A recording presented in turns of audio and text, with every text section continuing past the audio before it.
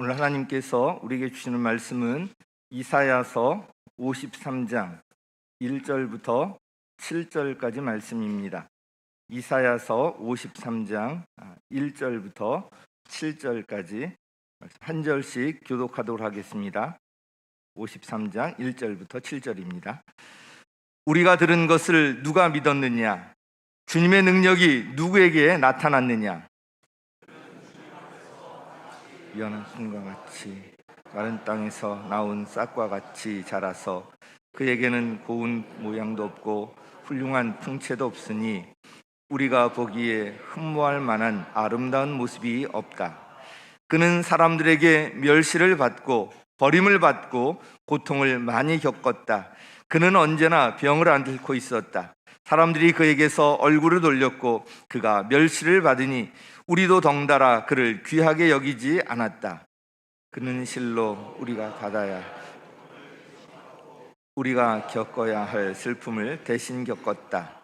그러나 우리는 그가 징벌을 받아서 하나님에게 맞으며 고난을 받는다고 생각하였다. 그러나 그가 찔린 것은 우리의 허물 때문이고 그가 상처를 받은 것은 우리의 악함 때문이다. 그가 징계를 받음으로써 우리가 평화를 누리고 그가 매를 맞음으로써 우리의 병이 나았다. 우린 모두 양처럼 길을 잃고 각기 제 갈 길로 흩어졌으나 주님께서 우리 모두의 죄악을 그에게 지우셨다. 우리 함께 읽겠습니다. 그는 굴욕을 당하고 고문을 당하였으나 아무 말도 하지 않았다. 마치 도살장으로 끌려가는 어린 양처럼, 마치 털 깎는 사람 앞에서 잠잠한 암양처럼 끌려가기만 할 뿐 아무 말도 하지 않았다. 아멘. 올로 목사님 나오셔서 드려진 헌금을 위해서 기도해 주시고 주님의 고난이라는 제목으로 하나님의 말씀을 전하시겠습니다. 하나님 아버지 사랑을 감사합니다. 이 코로나 전염병으로 인하여 온 세상에 이 병이 창궐하여 많은 사람이 죽어갔고 또 고통 가운데 심하는 중에도 우리를 지키시고 보호하신 주님, 오늘도 주님의 임재 앞에 나와서 이름을 송축하며 예배드릴 수 있게 은혜 주시니 감사합니다. 여기 자기 신앙과 중심을 담아 하나님의 것을 드립니다. 감사해서 드립니다. 1,000번째 선교 장학 헌금, 또 이웃사랑 실천, 주정 헌금을 하나님 앞에 드립니다. 받으시고 하나님 영광 위에서 사용되게 축복해 주옵소서. 이 종을 붙들어 주시고 하나님의 말씀 대언할 때 성령을 힘입어서 말씀이 선포되게 하시고 이 말씀이 심령에 부딪힐 때 반응을 불러일으키며 결과를 가져와서 하나님께 영광 돌리는 삶이 되게 축복해 주시옵소서. 예수님의 이름으로 기도하옵나이다. 아멘. 할렐루야. 지금 우리는 이 사순절, 영어로는 렌트라 그러는데 봄이 길다 그런 뜻입니다. 사순절 기간 동안에 주님 고난 당하신 것을 생각하면서 그 주님 고난에 만분의 1이라도 동참하고자 하는 그런 뜻으로 시간을 정해놓고 1일 중보기도를 하고 있습니다. 그리고 다음 주일은 종려주일 혹은 고난주일로 지킵니다. 이 종려주일은 우리 주님은 만왕의 왕권을 가지시고 이 땅에서 지상 사역이 끝나갈 무렵에 이 종려주일 나귀를 타시고 예루살렘 성을 입성하실 때 많은 사람이 나와서 그 앞에 자기 겉옷을 펼쳐놓고 종려나무 가지를 들고 흔들면서 호산나 다윗의 아들이 찬송한다 그러면서 환영하고 맞이했던 그런 것을 연상하면서 기념하는, 그래서 종려주일이라 그럽니다. 그리고 그날부터 한 주간 동안 주님께서 많은 고난을 당하셨습니다. 그래서 고난주일이라 부르고 또 그 한 주간 동안을 고난주간이라 그럽니다. 그래서 특별 새벽 기도회를 가지게 됩니다. 사람은 태어나는 순간부터 세상을 떠나는 그 순간까지 고난을 당하게 됩니다. 본인이 원하든 원하지 않든 다 고난을 당하게 되지요. 이 고난이 찾아오는데 불교에서는 고난을 전생의 업부라 그럽니다. 108번의 번뇌를 가지고 태어나는데 이것 때문에 사람이 고생한다고 생각합니다. 그래서 사람이 처음 태어날 때 으앙하고서 울게 되는데 그건 고해 같은 세상을 내가 어떻게 살고 그러면서 운다는 겁니다. 이는 윤회설에서 나온 철학입니다. 또 알라신을 섬기는 사람들 마음의 교는 모든 것이 신의 뜻이라 그렇게 생각합니다. 지난 2019년부터 지금에 이르기까지 이 코로나19로 팬데믹 전 세계로 번져나가서 지금 전염병에 확진된 자가 어제 숫자로 보면 1억 2,200만입니다. 그리고 죽은 사람도 268만 명이 죽었는데 이건 계속 진행되고 있습니다. 그런데 이런 것도 그 알라신을 섬기는 사람은 다 신의 뜻이다 그렇게 말합니다. 그리고 지금 저 미얀마에서 군부 쿠데타가 일어나서 200여 명이 무참하게 총살을 당하고 죽어갔습니다. 이런 것도 다 신의 뜻이라 그렇게 하는데 이것은 인간의 무지에서 나오는 말입니다. 그러나 성경은 모든 불행의 원인이 죄라고 합니다. 죄의 보응으로 고통을 당하게 되고 결국은 하나님의 심판을 받아서 영원한 멸망을 받게 됩니다. 욥기서 5장 7절에 보면 인생은 고난을 위해서 났나니 불티가 위로 나름과 같이 고난을 전제하고 태어났다는 것을 말합니다. 원래 하나님께서 사람을 지으셨을 때는 고난이 없었지요. 인간의 고난이 언제부터 왔느냐? 창세기 3장에 보면은 죄가 들어오고부터 이 고난이 다가옵니다. 하와 여인은 해산의 고통을 하게 되고 남자는 이마에 땀이 흐르도록 수고의 떡을 먹는다는 것을 말씀했습니다. 그래서 인간이 고난을 전제하고 태어났으니 원래 하나님이 사람 만드실 적에는 그런 고난이 없었는데 죄를 범함으로 이런 고난이 인간에게 다가왔습니다. 그래서 결국 인간은 죽으면은 허무하게 흙으로 돌아가는 이런 인간입니다. 베드로전서 2장 19절로 21절에 보면은 인간이 세 가지 고난을 말하고 있어요. 첫째는 자기가 잘못해서 당하는 고난, 자기가 잘못해서 옥고를 치르게 되고 자기가 게을러서 가난하게 되고 또 자기가 선택을 잘못해서 당하는 고난, 이런 고난은 누구를 원망할 수 없습니다. 둘째는 애매하게 당하는 고난이 있습니다.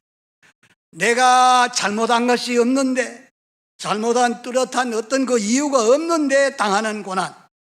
우리가 지금 성경을 창세기부터 읽고 있는데 요셉이라고 하는 사람, 하나님이 주시는 그 꿈 이야기를 자기 형제들과 부모님 앞에서 했는데 형들이 그를 미워하고 시기하고, 그래서 결국은 애굽에 내려가는 대상들에게 이 동생을 팔아넘깁니다.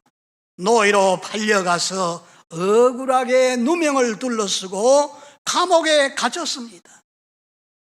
그러나 이 요셉은 하나님을 생각하고 인내로 그걸 참더니 13년 후 마침내 그 에집트의 제2인자가 됩니다.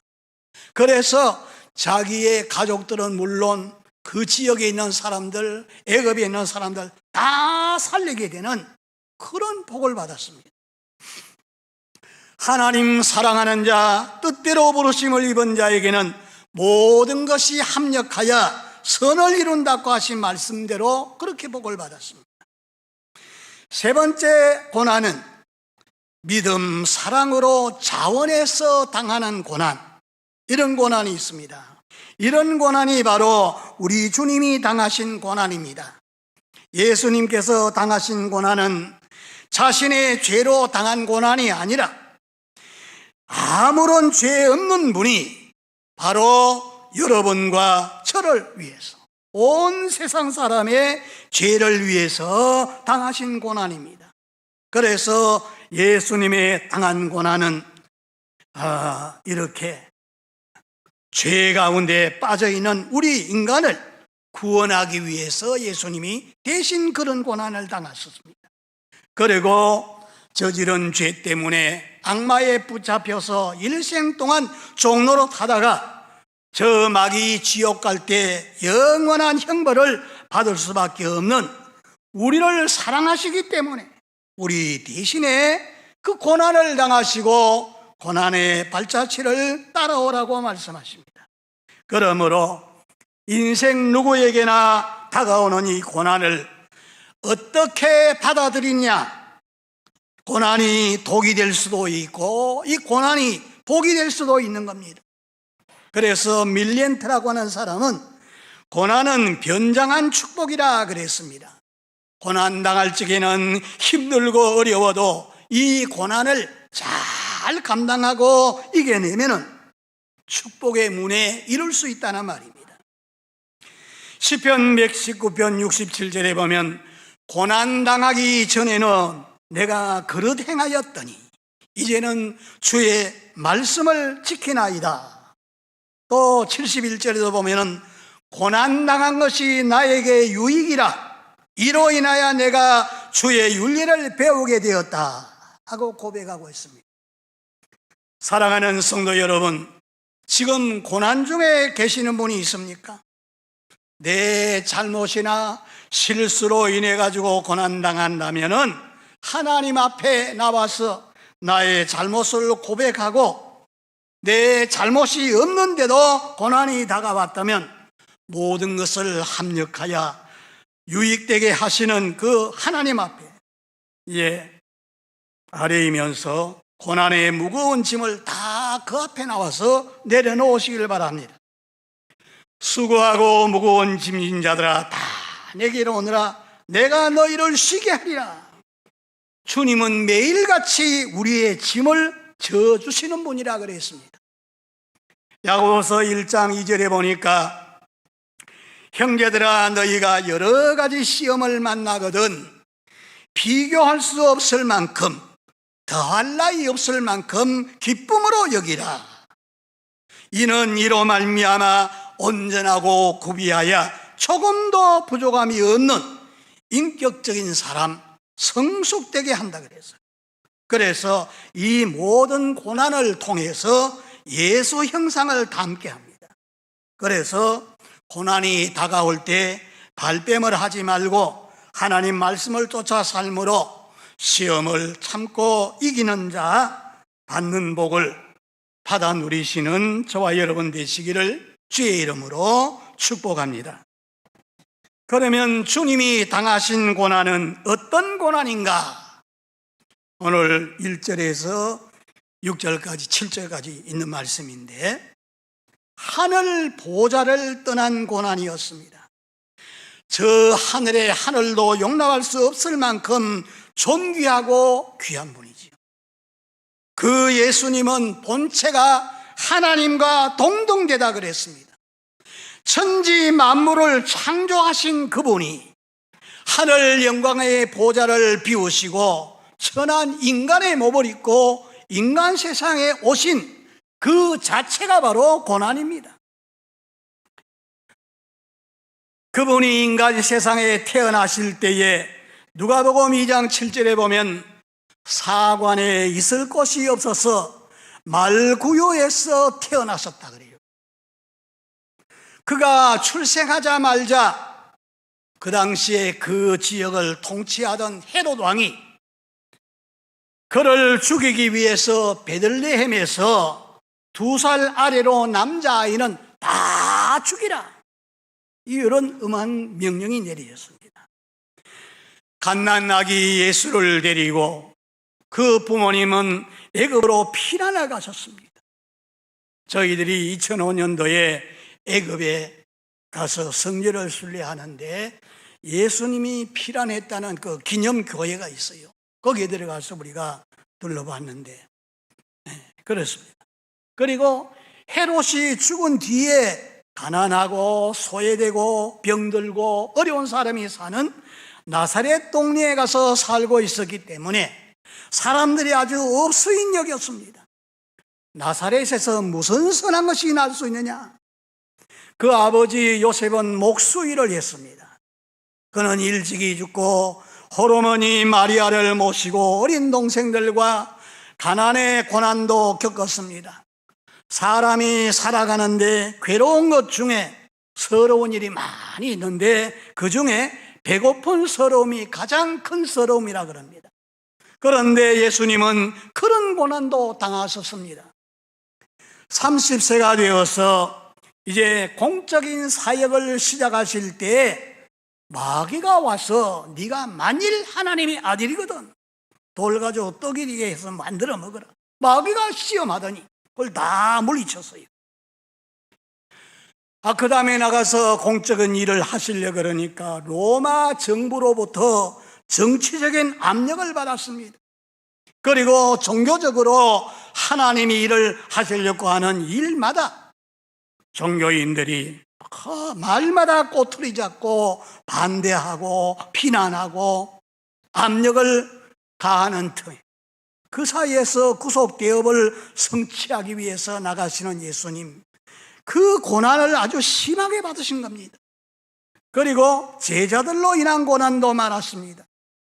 이스라엘의 그 많은 사람 중에 12사람을 선택해서 제자로 삼았는데 때로는 협력자가 되어서 도움이 되기도 했지만은 마음 상한 일도 많았습니다.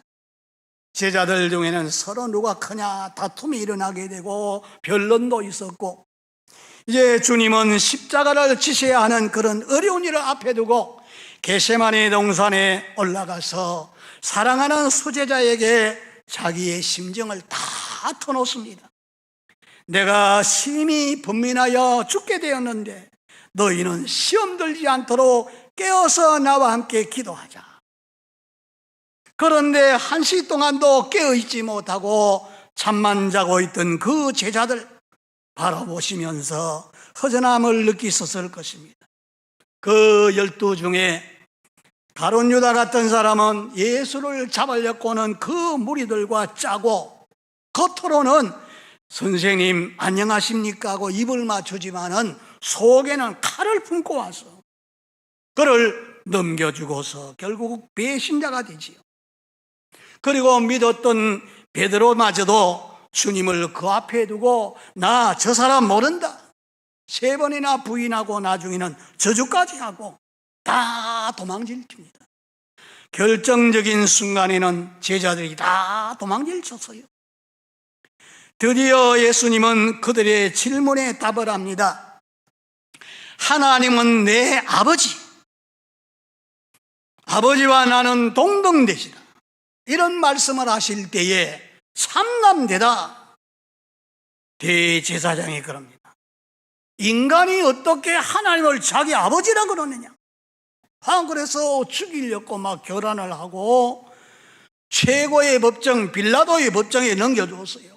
그 빌라도가 다 신문해 보더니만 무죄 판결이 났는데도 이 종교 지도자들을 비롯한 수많은 무리들이 그를 십자가에 못 박으소서, 그를 십자가에 못 박으소서. 그를 십자가에 못 박아야 가이사 황제의 충신이라고 합니다. 십자가에 못 박아야 된다는 거예요. 살인강도 바나바는 놓아주고 유대인의 왕이라 자청하는 그 예수를 십자가에 못 박아야 된다고 아우성입니다. 그 무리들이 누구입니까?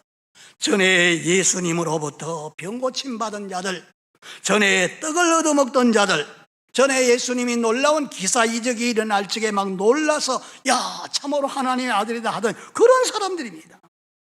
한때 예수를 따라다니면서 도움을 받던 그들이 예수님을 정죄하고 십자가에 못 박으라고 아우성칩니다. 그 당시에 최고의 법관인 빌라도는 예수님이 죄 없는 줄 아시면서도 유대인들의 환심을 사기 위해서 사형 판결을 내리고서 넘겨주는 겁니다. 포악한 로마 병정은 예수의 옷을 벗기고 죄수가 입는 홍포를 입히고 가시로 만든 면류관을 엮어서 머리에 씌우고 왕이들은 호를 쥐어줍니다. 이 갈대를 오른손에 들고 희롱을 합니다. 유대인의 왕이여 평안할지어다. 그리고 침을 뱉습니다. 갈대를 빼앗아 머리를 치고 가장 모욕적인 말로 조롱을 합니다. 그리고는 그 무거운 십자가를 짊어지고 골고다, 이 언덕길입니다. 그 골고다를 향해서 이제 올라가는데 가다가 쓰러지면은 가죽 채찍으로 막 치는데 그 가죽 채찍 끝에는 납과 같은 쇠붙이가 달려 있어요. 치면은 살점이고만 떨어지는데 피가 펑펑 솟아납니다. 아마 좀 오래전에 패션 오브 크라이스트라고 하는 영화를 아마 여러분 보셨을 겁니다. 거기에 보면은 왜 저렇게 두들겨 팰까? 온 몸이 막 피투성이가 되어서 사람 같지가 않아요. 피투성이가 되도록 막 두들겨 패고. 그런데 그 영화 감독을 맡은 사람이 실제로는 성경에 있는 표현대로 하면 그보다 더 인간 같지 않게끔 그렇게 두들겨 팼다는 겁니다. 그래서 사람들이 보고 너무 놀랄까봐 그렇게 좀 줄여서 그랬다는 그런 얘기가 있습니다. 육체의 상처에서 피가 흘러내립니다. 마음의 상처는 육체의 상처보다 훨씬 더 아플 수가 있습니다. 넘어지고 쓰러지고 너무나 힘들어서 십자가 지고 가다가 그 흘러내린 피가 예루살렘 가서 우리가 한번 예수님이 십자가 지고 가다가 쓰러지고 넘어졌던 그 자리를 보니까 한 14군데 정도 돼요. 다 피가 고여가지고 길바닥에도 있고 어떤 데는 건물이 들어서가지고 벽에도 그렇게 칠해놓고 이런데 쓰러지면은 구레네 시몬이라고 하는 사람이 대신 십자가를 짊어지고 그래서 골고다 언덕까지 올라가서는 십자가 형틀에 양손 양발에다가 대못을 박아서 찢겨 세우니까 살이 찢겨지고 피가 쏟아내립니다. 지나가던 사람들로 막 비웃고 조롱을 합니다. 성전 헐고 3일 만에 짓겠다고 하더니 네가 만일 하나님의 아들이라며 자기를 구원하고 십자가 벗어던지고 내려오라 보자. 저가 남은 구원하고 자기는 구원하지 못하는가. 십자가 형틀에 함께 달린 강도마저 조롱을 합니다. 제6시에서부터 제9시까지 6시간 동안 나무에 달려서 물과 피를 다 쏟으시고 마지막에는 엘리 엘리 사막다니 나의 하나님 어찌하여 나를 버리십니까? 하고 부르짖습니다. 그 순간 하나님 아버지께서도 등을 돌려버립니다. 하나님께 완전히 끊기는 그 장면입니다. 공의로우신 하나님께서 인간이 저지른 모든 죄를 다 그에게 걸머지우시고 이제 하나님마저 그를 버리시는 거죠. 그게 바로 예수님의 십자가입니다. 그 아들 예수께 다 다 담당시키시고 심판하신 것입니다. 그 순간 하나님께 끊김을 당하는 그런 순간입니다. 우리가 주님이 지신 십자가를 우리가 참 바로 깊이 생각해야 됩니다. 전에 남침례 신학대학원의 원장인 엘리스 풀러 박사가 한 팀을 이끌고 그 성지에 순례를 갔습니다.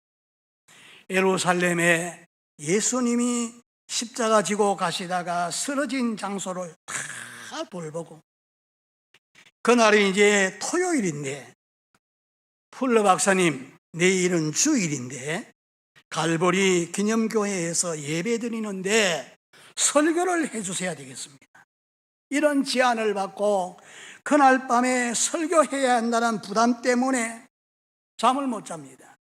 밤새고 뜬 눈으로 밤을 새웁니다. 설교하는 사람은 그렇습니다.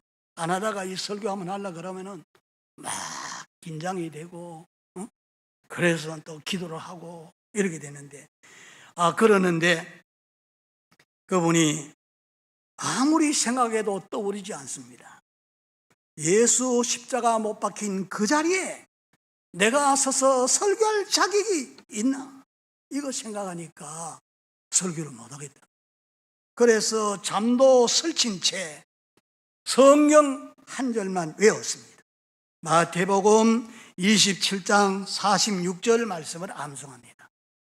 주일 아침 기념교회로 갔는데 다 입을 다물고 죽음처럼 고요한데 풀러 박사는 얼굴을 저 하늘로 향해 치켜들고 성경 그대로 낭송을 합니다. 예수께서 크게 소리질러 가라사대 엘리 엘리 엘리 엘리 사막다니 하시니 이는 곧 나의 하나님 나의 하나님 어찌해서 나를 버리셨나이까 하는 뜻이라. 그 말을 하는데 사람들 눈에서는 눈물이 막 쏟아내립니다. 흐느껴 우는 소리가 들립니다. 이 낭송을 마친 박사는 저곳에서 예수 그리스도께서 여러분과 나를 위해서 돌아가신 것입니다. 그리고 149장, 여기 지금 우리가 이따 부르겠지만은 이 찬송을 합니다. 주 달려 죽은 십자가 우리가 생각할 때에 세상에 속한 욕심을 헛된 줄 알고 버리네.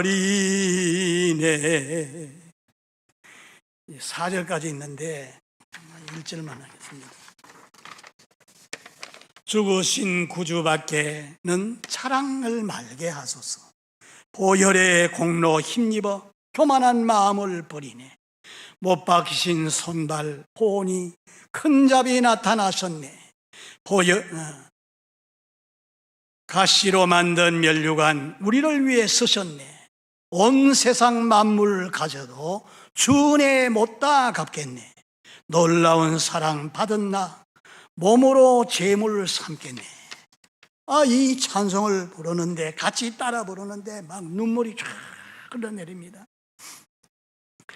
그래서 사람들이 그 갈보리에서 이제 발걸음을 돌렸을 때 그들 마음에는 목숨이 천개라고 해도 그 피로 그들을 사시고 구원해 주신 그리스도 위에서 1000개의 목숨도 다 드리기를 원하는 것.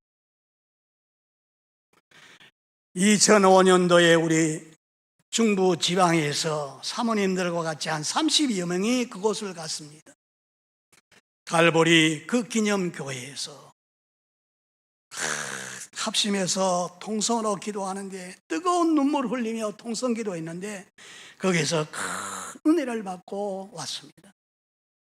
사랑하는 성도 여러분, 예수님께서 고난당하신 순환절을 맞이해서 주님이 당하신 고난을 상식으로 머리로 아는 것으로만 그치지 말고 몸소 체험해보는 그런 심정으로 금식도 하고 절제도 하고 미디어 금식, TV 보는 시간이나 컴퓨터 앞에 보내는 시간, 이런 시간을 줄이고 이 주님의 고난을 깊이 생각하시며 하나님의 말씀을 묵상하고 기도에 참여하시고 경건에 이르는 이런 훈련을 하시며 한 주간을 보내시기를 바랍니다. 많은 유익을 얻게 될 것입니다. 두 번째, 그러면 주님 받으신 그 고난으로 우리는 어떤 복을 받게 됩니까?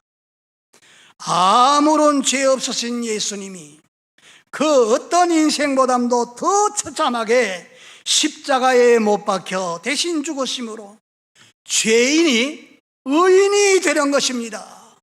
여기 의인은 이제까지 죄를 한 번도 안 지었다는 거예요. 우리가 전부 죄 가운데 있었고 죄를 지었는데 여기에 예수를 믿음으로 의롭게 됐다는 것은 죄가 하나도 없어.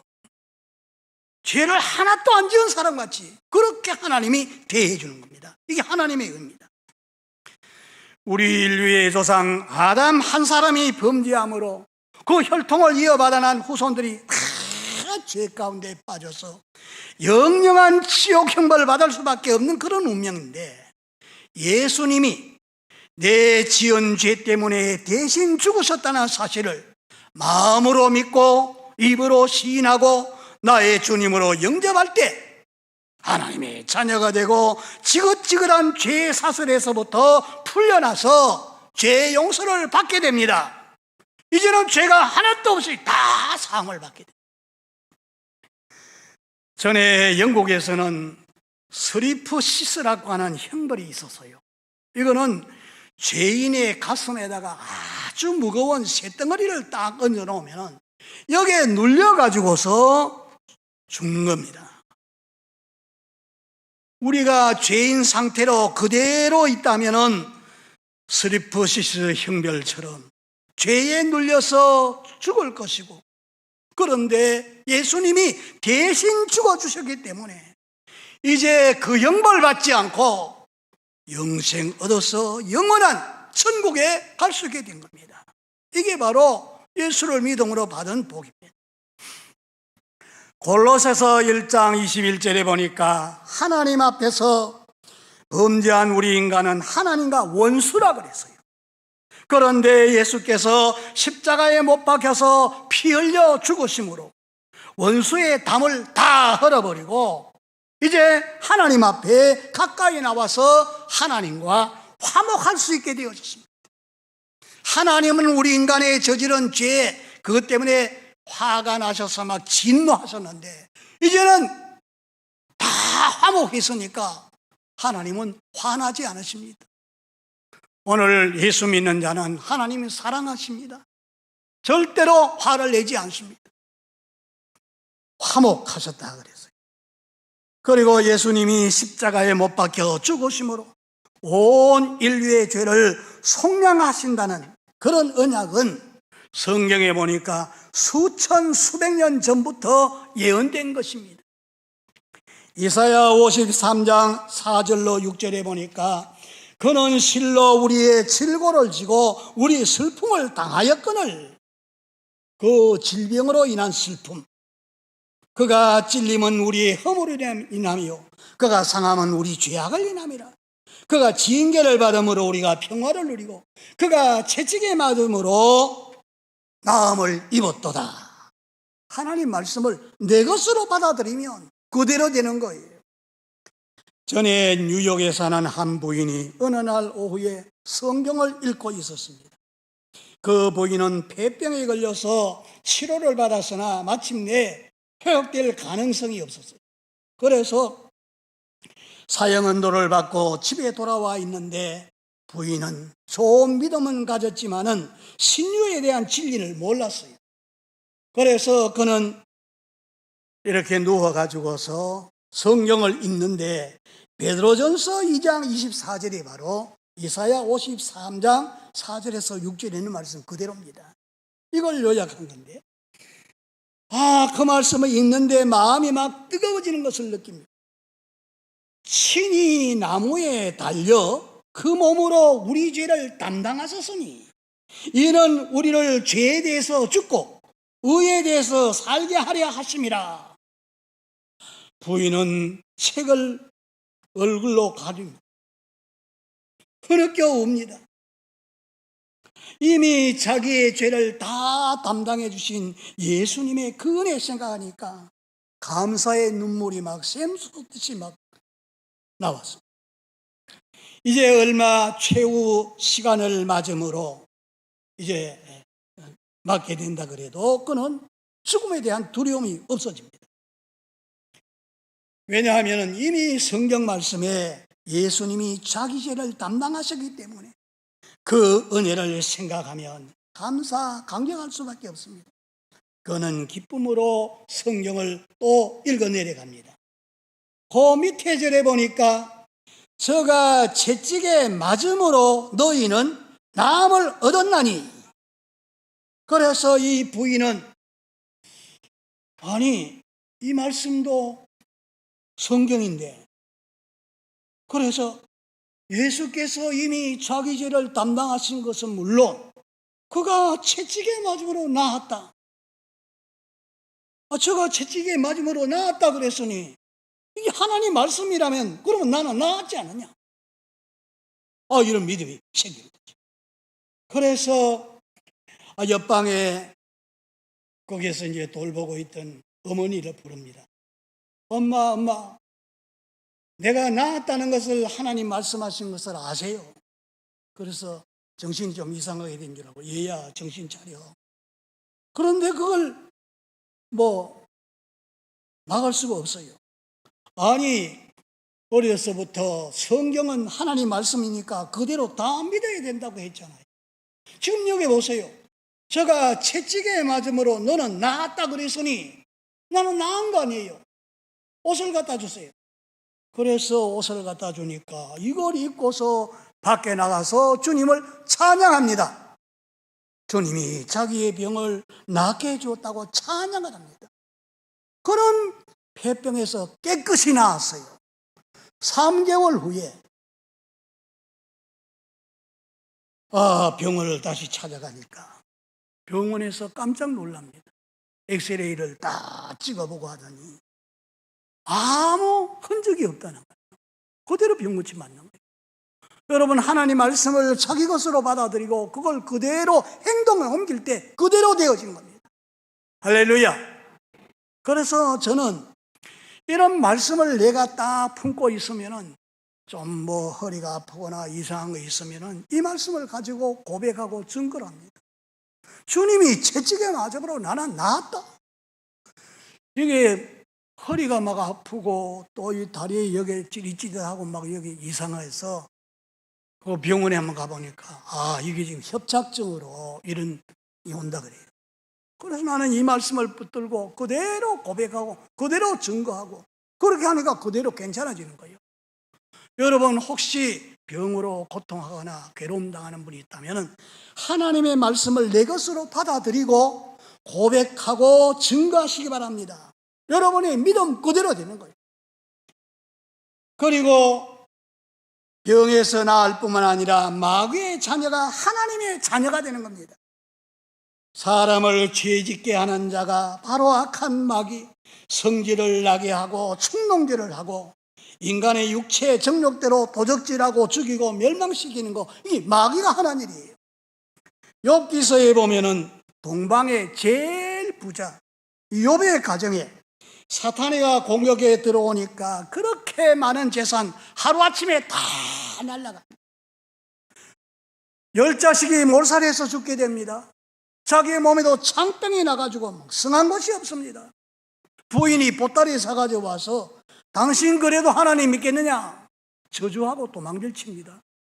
그런데도 욥이는 사탄이 그렇게 흔들었지만은 백절불굴의 신앙을 가지고 모든 주권이 하나님께 있는 줄 믿고 그렇게 이기고 나가더니만 나중에는 사탄의 공격을 다 물리치고 차원 높은 갑절의 복을 받게 된 겁니다. 하나님의 아들 예수님이 육신을 입으시고 인간 세상에 오신 목적은 요한일서 3장 8절에 보니까 마귀가 하는 일을 멸하기 위해서 오셨다 그랬으니, 마귀가 하는 일을 다 멸하기 위해서 오셨으니까, 그래서 하나님 나라 전파하시면서 귀신을 쫓아내고 병든 자를 고치시고 주님을 주님으로 믿고 영접하는 자에게 하나님 자녀되는 권세를 주시고 사탄을 결박해서 물리칠 수 있는 권세까지 주시는 겁니다. 지금 세계에서 제일 큰 부자가 누굽니까? 빌 게이츠라 그러지요. 이 빌 게이츠가 초등학교 4학년 때 학습 과제는 언제나 먼저 해놓고 놀고 있어요.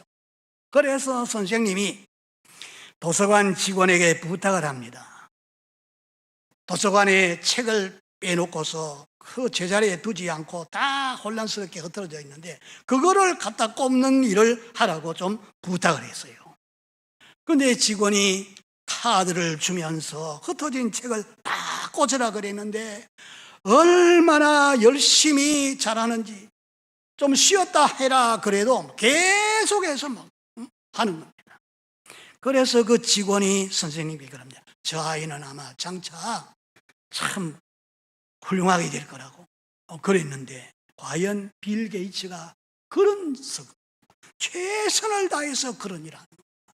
그래서 이 컴퓨터의 소프트웨어 이런 거를 맡아가지고서 그가 세계에서 제일 큰 부자가 되었어요. 이번에도 이 코로나 방역을 위해서 그가 많은 것을 지금 투자한다. 그리고 많은 사람에게 이 빌 게이츠가 한 일이 참 많습니다. 예수님을 믿고 이렇게 최선을 다할 때 하나님께서 축복하시는 겁니다. 예수를 믿고 이제 죽음의 공포를 이기고 영원한 생명, 영생을 얻어서 이제 누리게 되었습니다. 하나님께 범죄하고 하나님 떠난 인간 항상 죽음의 공포에서 떨고 있습니다. 현대의학이 아무리 발달해도 고장난 장기를 잘라내고 생명을 연장시킨다 그래도, 암 같은 이 무서운 병을 정복한다 그래도 죽음 문제 하나 해결하지 못하면 그건 뭐 별거 아니지요. 그런데 우리가 예수를 믿을 때 요한복음 5장 24절에 보니까 예수님은 나를 믿고 나 보내신 이를 믿는 자는 영생을 얻었고 심판에 이르지 아니하나니 사망에서 생명으로 옮겼느니라. 부활이요 생명이신 예수님을 믿고 영접한 자에게는 죽음이 해칠 수 없는 영원한 영생을 얻어서 누리고 있습니다. 요한복음 10장 28절에 보니까 내가 너희에게 영생을 주노니 영원히 멸망하지 아니할 터이요 또 저희를 내 손에서 빼앗을 자가 없으리라 그랬습니다. 죄 없으신 우리 주님께서 고난받으심으로 영죽을 우리가 다 살게 되고 하나님 예비하신 이런 축복을 다 받아 누리게 되었으니, 그러면 이제 우리가 어떻게 살아야 되겠어요? 못생긴 어머니 얼굴이란 이야기를 아시죠? 얼굴에 화상을 입어서 다 일그러지고 흉터만 남아가지고 괴물처럼 아주 보기 흉한 어머니의 아들이 다른 아이들로부터 날마다 놀림을 당합니다. 야, 네 엄마 얼굴이 왜 그렇게 생겼어? 못생긴 얼굴이라고 막 조롱을 합니다. 그래서 이 아이는 스트레스를 받고 화가 나서 엄마 얼굴 왜 그래? 다 찌꺼려서 왜 그렇게 못생겼어? 아이들이 놀려댄단 말이야. 나 이제 나가지도 못하겠어. 엄마같이 못 살겠다고 따로 살자는 겁니다. 그래서 엄마가 이제 예쁜 사진 한 장을 서랍에서 꺼내가지고서 아이 앞에 내놓습니다. 이 사진 누구 사진인 줄 아니? 이 사진이 본래 네 엄마 사진이란다. 네가 어렸을 때에 우리 집에 불이 났어. 그래서 너를 불 속에서 끄집어내고 살리기 위해서 이렇게 내 얼굴이고만 화상을 입어서 괴물처럼 이렇게 못생겼단다. 엄마 못생긴 얼굴 이유를 이야기해 주었더니 그 아이는 그만 엄마 품에 얼굴을 파묻고 엄마 그러면서 흐느껴 울다가 나 잘못했어요. 그리고 그 다음부터는 나가서 친구들에게 엄마의 그 흉한 얼굴을 자랑했다는 겁니다. 우리가 아는 대로 이 사도 바울 같은 사람도 보면은 처음에 예수님 만나기 전에는 양심대로 살지도 않고 율법도 지키지도 않고 예수만 믿으면 구원받고 천국 간다 그러니까 이해가 안 됩니다. 그래서 못 받아들이지요. 예수 믿는 사람을 잡아가두고 예수 믿는 사람 없애는 것이 하나님 기뻐하시는 일인 줄 알고 그렇게 하던 사람인데 부활하신 예수님을 만났습니다. 거기서 회개를 하고 돌아서는데 하나님의 성령이 그를 충만하게 채워주니까 나중에는 자기는 십자가만 자랑한다 그랬어요. 나를 위해서 온 세상 사람의 죄를 담당하시고 십자가에 못 박혀 죽으셨다가 살아나신 그 예수를 믿을 때 구원받게 되고 살게 된다는 이 진리를 나가서 전합니다. 먹든지 마시든지 무엇을 하든지 다 그 예수 영광을 위해서 산다고 말씀했습니다. 여러분, 우리 교회가 몇 년 전에 그 영화를 한번 봤는데 창끝이라고 하는 그 영화가 있었어요. 1956년도 미국 사회를 발칵 뒤집어 놓은 그런 사건입니다. 이 명문 휘튼 대학교를 수석으로 졸업한 짐 엘리엇을 비롯한 5명의 젊은 크리스찬들이 남미 에콰도르에 있는 아우카 그 원주민에게 복음 전하기 위해서 경비행기를 타고 정글 속으로 들어갔습니다. 그래서 거기에서 성경책을 주고 선물을 꺼내서 주고 이러는데 무참하게 아우카족들은 창을 들고 와서 그 사람들 다 찔러서 죽인 거예요. 그래서 살해를 당합니다. 그들은 총을 가지고 있었지만은 총을 쏘지 아니하고 그대로 순교를 당한 겁니다. 그래서 아내들이 그걸 알고 남편들의 뒤를 따라서 거기에 들어가서 남편들이 그렇도록 전하기를 원했던 말을 전합니다. 예수님은 당신들을 사랑하십니다. 전하고 남편들이 순교한 이 땅에 우리가 다시 찾아오게 된 것은 하나님의 사랑 때문이라고 했습니다. 그 남편들을 창으로 찌른 사람 4명을 목사로 만들고 그 중에 또 한 사람은 전도인으로 만들었어. 5사람 다 전도하는 사람이 되게 만들었어.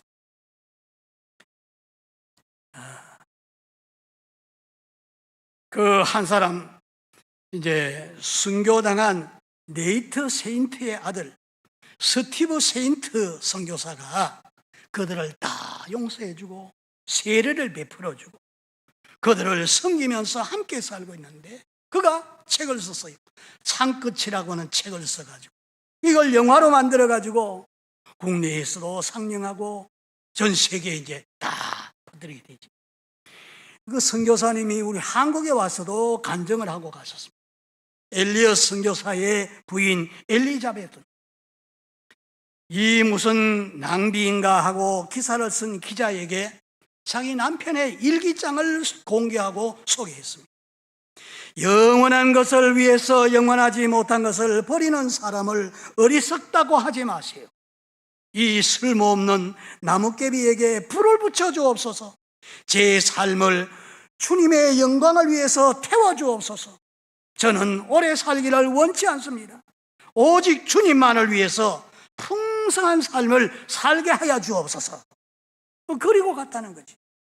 그래서 일기장이 소개되고 일기장이 다 알려지게 되니까 예수 믿는 수많은 그리스도인들의 그 가슴에 주님을 향한 그 뜨거운 마음을 막 불러일으켰어요.